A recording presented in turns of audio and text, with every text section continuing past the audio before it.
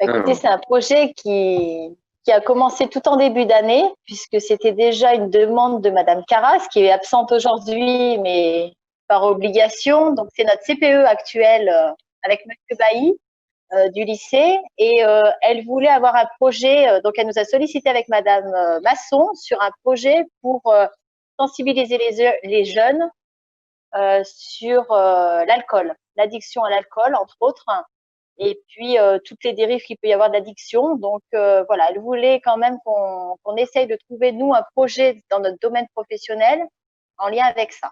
Voilà. Donc cette idée était là. L'année faisant, on a commencé et puis le confinement est arrivé. Donc on s'est posé la question si on pouvait mener l'utile à l'agréable, puisque c'était pas évident pour nos jeunes pour nos jeunes cette situation. Et il fallait qu'on ait aussi d'autres points un petit peu plus ludiques pour eux. Donc, on a relancé le projet. On en a rediscuté tous ensemble avec l'équipe qui est en place, là, que vous avez, Madame Poteau, Monsieur Bretonnière. Et on s'est demandé sur les classes de seconde si on pouvait pas lancer une sorte de battle interclasse, parce que ça, ils aiment bien.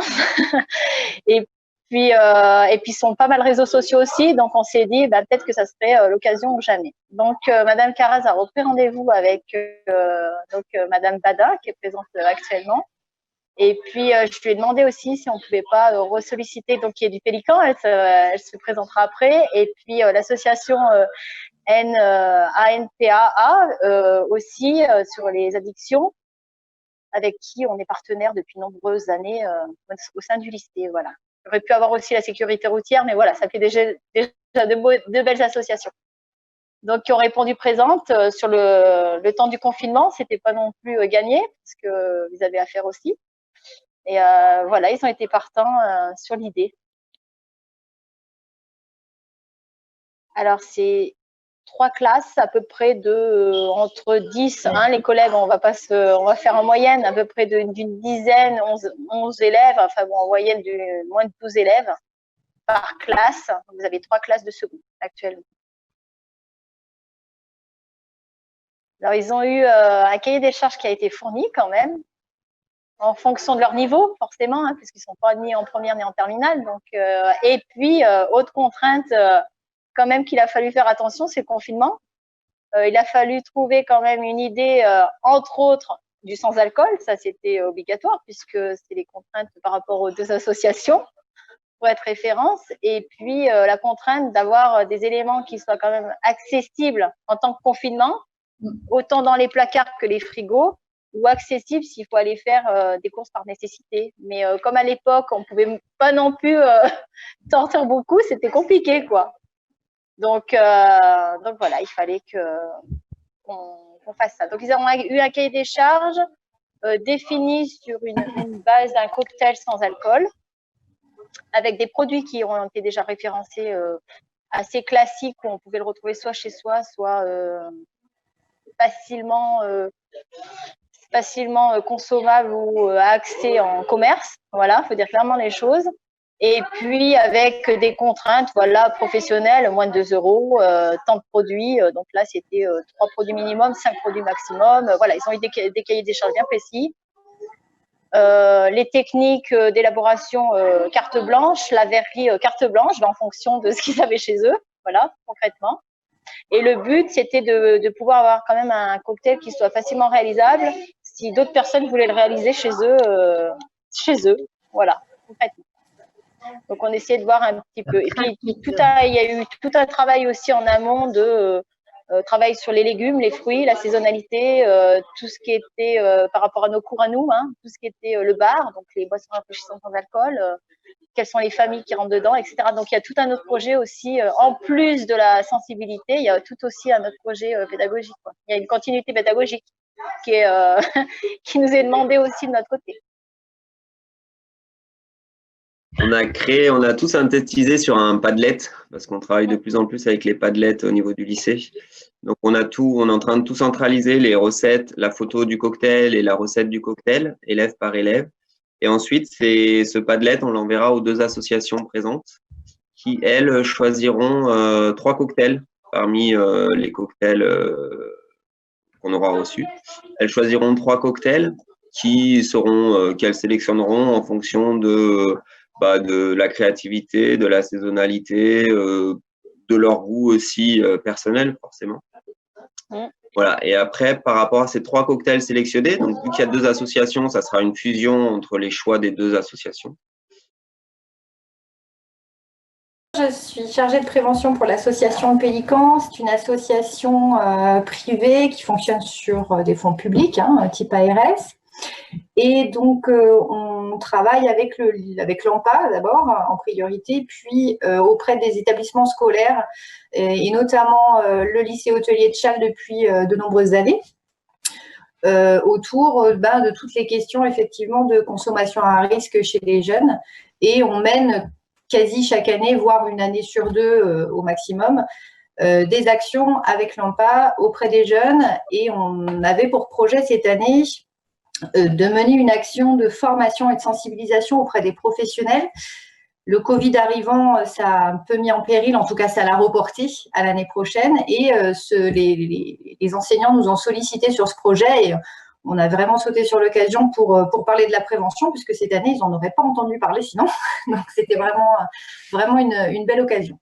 Et puis, de manière ludique, c'est quelque chose qu'on trouve toujours plus sympathique à faire avec les jeunes, parce que c'est quelque chose, voilà, les messages passent beaucoup plus facilement et c'est toujours intéressant de travailler en partenariat.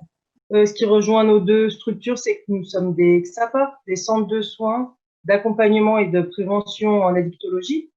Du coup, ça regroupe 2 missions essentielles, c'est-à-dire la prévention, ce qu'on va faire justement en partenariat avec le Pélican auprès des jeunes ou finalement tout public, dans l'idée de pouvoir transmettre des éléments et des informations permettant de limiter les prises de risques, en tout cas dans les expérimentations, et de donner de l'information pour que chacun puisse s'en saisir. Et la partie soins qui sera justement une deuxième phase, si finalement par la prévention on permet aux gens en difficulté de pouvoir accéder aux soins pour limiter une entrée dans une consommation qui serait plus préjudiciable par la suite. Donc c'est nos 2 missions principales. Étant donné qu'on a des missions similaires, l'idée c'est de pouvoir travailler ensemble aussi pour que les publics auprès desquels on va puissent avoir le maximum de lieux ressources, en tout cas pour venir chercher de l'aide ou quoi que ce soit. Voilà. Et effectivement, pour rejoindre ce que disait Anne-Sophie, ce qui est intéressant dans les projets ludiques et finalement un peu pris en charge par les élèves eux-mêmes, c'est que du coup, les informations sont entendues différemment et peuvent être aussi transmises à leurs pairs de manière peut-être plus efficace que quand ça vient des adultes directement et uniquement.